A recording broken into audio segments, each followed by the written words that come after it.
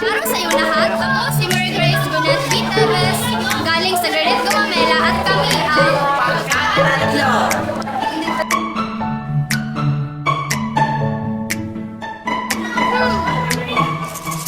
Uy! Uy, Miss! Ano nga ba ang kahalagahan ng pag-aaral? May limang kahalagahan ng pag-aaral. Ito ay layon. L for lumaki ang may kalaman. A for achieve ang mga pangarap mo. Y for yaman ng isip at puso.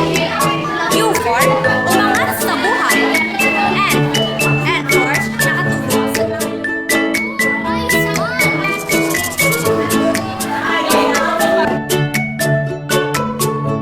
Uy, classmates! Ano nga bang kahalagahan ng pag-aaral? Ay hindi mapagalitan ni Mama at backward baon. At syempre, makita si Crush. Tama rin yan, pero ay mas malalim pa dyan.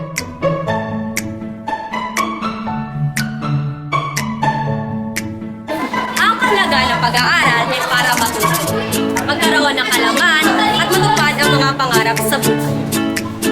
Ang kahalagahan ng pag-aaral ay para hindi tayo madaling malula at para marunong tayo mag-isip ng tama.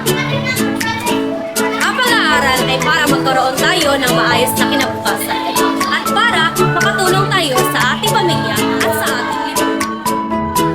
Ang edukasyon ay hindi lang para sa achievements, kundi para sa ating kinabukasan.